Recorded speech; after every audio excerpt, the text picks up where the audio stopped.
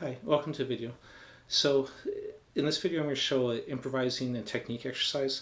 I'm going to show it in its very basic form, and then I'm going to show how you can do a lot of different variations so that anyone from a very beginner who maybe just knows a pentatonic scale and doesn't feel comfortable improvising can use it, to an advanced player can use it to get better with different techniques and improve their playing in general. This is a drill I originally learned when I was at G.I.T. And the way they kind of used it was more as a way to break out of ruts if you're playing the same thing too much, and it's good for that also. So basically what it is, it's a continuous playing drill. You put a timer, stopwatch, whatever, and at the advanced stages I try for 5 minutes. If you're beginner or intermediate, I'd do maybe 1 or 2 minutes to start off with. You can do more in one session, but the point of putting the timer in is this drill will not sound that good and it will drive you crazy, and basically it'll feel like you've probably played twice as long as you really have. So you'll think you've played 5 minutes and really you've probably played 2.5 or something. So that's why you put the timer on, to keep you honest and let you know how long you've actually played. So basically what it is, if you're a beginner, what we're going to do is, if let's say you only know pentatonic scale, some beginners right away can just start improvising, but a lot of people, they get the scale down and then they're like, okay, I don't know what to do with it. They don't feel comfortable just starting making up things, so they play through a scale and then they don't really improvise. This will help you to get out of that and kind of break through to where you can feel more comfortable improvising at the basic stage. So basically all it is you're going to pick a simple rhythm like eighth notes, or if you're again beginner, you don't have to use a metronome or a specific note grouping. You can instead just try and play consistent even notes. So what we're going to do is just play through the scale. If you're a beginner, as simple as just changing directions. If you feel comfortable, you can maybe roll a finger occasionally, but basically you're just moving in more random patterns. I'll get into much more complex patterns in a second. So that's, again, to break you out of the idea of I'm just going to ascend or descend the scale. Now, I warn you though, if you're a beginner doing this, don't do it too much, because it'll get you used to playing without pauses. So kind of alternate, do that for a couple minutes, and then take the same thing but add vibratos every 3, 4, 5, 6 notes or so. So you, same idea of I'm moving through a scale while stopping vibrato on a note. That way you kind of get used to hearing melody or hearing phrases, which is closer to how you'll really play. The first exercise is getting you comfortable just moving without getting lost, and the second one is getting you to start to hear when you pause and sort of know what's that sound like. And when you improvise, you can kind of combine it all together. When you're doing the first exercise, which is the main one we're going to focus on, you don't want to stop no matter what. So especially if you're using a metronome, you keep with the beat. Even if it means if you get totally lost, let's say we're doing more advanced when you're doing key changes and stuff, even if it means sitting on a note and just repeating it, you do it till you reorientate yourself and keep going. No matter what, you don't stop. Now the benefit of that is, just I need a drink. I'm actually probably catching COVID right now. My son tested positive yesterday. I wanted to get a video out before, in case I start feeling bad. I wanted to get one out before I wasn't able to, maybe in the coming week. Okay, so anyways, let's go ahead and get more advanced on this. So if you already know all the scales across the neck, then your next step would be to just start doing the same exercise, but challenge yourself by moving through the scales, move through different fingerings. This is a good test for you too, because you don't have time to think about what you're doing, because you have to continue to play. That's one of the benefits of this, is you have to think while you play. So if you find yourself, you get to a position and you're lost, again, you can stop and just reorient yourself. But that also tells you when you're done with the drill, go back and practice that position, because you clearly aren't as comfortable in that position. So it's a way to see if you feel comfortable with every position. Or if you can't cleanly move from one note to another, in one position to another, then maybe you need to isolate and work on just shifting from one position to another.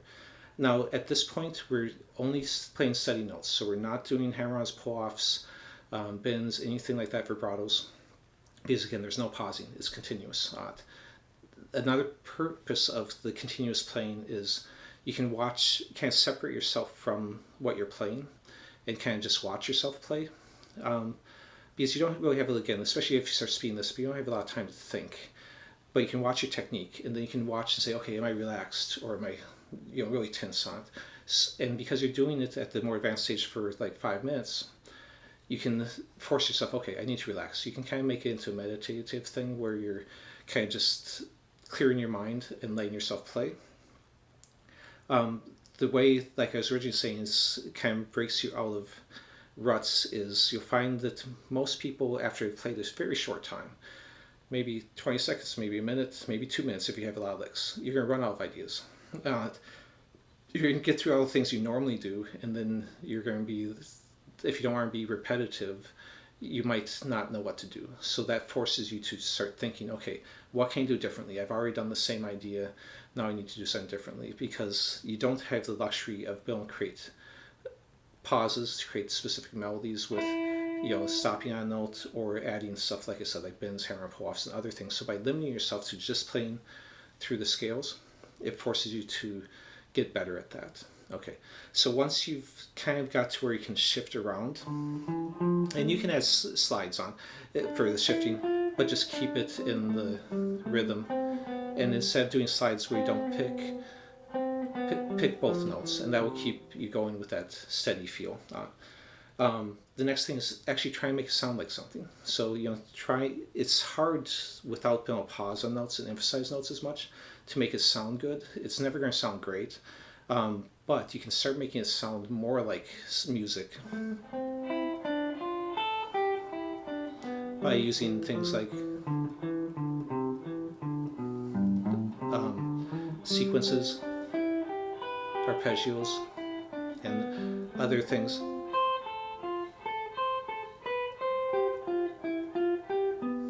It's not going to sound great, but if you, again, try and make it sound at least tolerable on it, and then, so you don't drive yourself totally crazy. And then when you take some of those ideas out of the context, if you're doing something, and then you take it, where you can do speed changes and pauses and stuff, then you can make it more musical. Okay.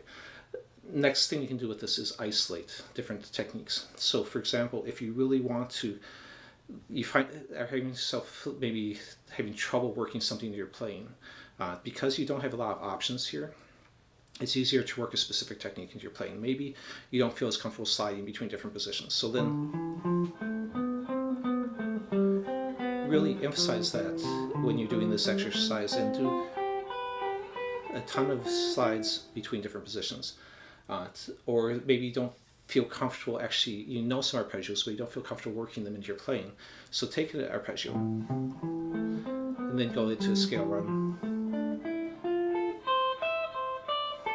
Again,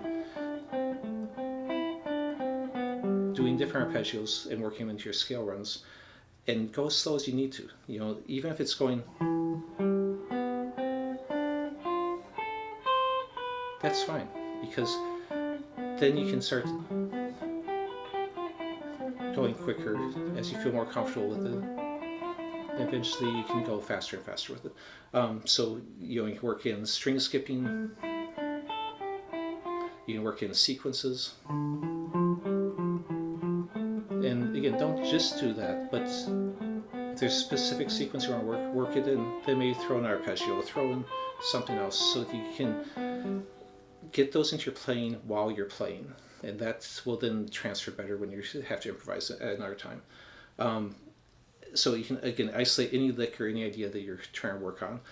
Another thing you can do is change keys. So you could just arbitrarily, like let's say, I've been playing in the key of C major, A minor, and then switch to A major, then switch to like B minor, and just, I'm just randomly switching keys, so you can just think, okay, I want to start in B flat major, and then you can, in your head, just switch it, or you can plan it out and write down a bunch of key changes you want to do, and then either go set them all the time, like a couple measures and then key change, or just play until you feel like doing a key change and then do the next key change. But that way, while you're playing, you're forcing yourself to think again on your feet and get to those key changes. Of course, you can use different rhythms. You can do eighth notes and do like 1 and 2 and 3 and 4 and do like alternating eighth notes, triplets. You can put in 16th notes. You can do, plan out what the rhythm change will be, but you can then try it in different rhythms, different speeds, different tempos.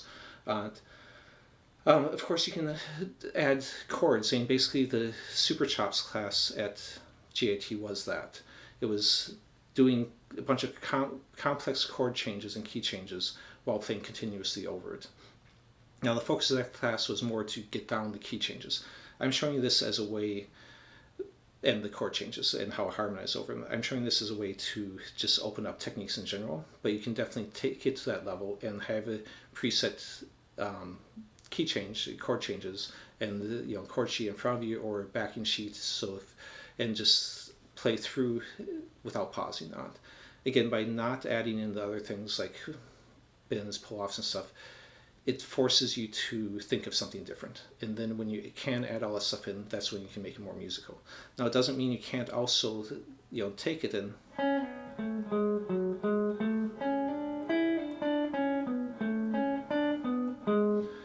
you can add in pull-offs, but if you do, still try and keep it even. Don't go and break the flow of the rhythm. Try and keep everything even though that's not a very natural thing. But for this exercise, if you're going to add hammer-ons or pull-offs, do that. But I wouldn't at first even worry about those. Okay, so anyways, that's basically it. So you can take it, again, like I said, for beginners, don't overdo it, because musically you don't want to get in the habit of continuously playing and never pausing, because you won't hear a melody. But if you can get down, something where you can kind of comfortably play through this, then you can take those ideas and you can speed them up, and you can put in pauses, and you can make it into music at that point. Anyways, thanks for watching. Please subscribe if you like my videos, and I'll see you next time.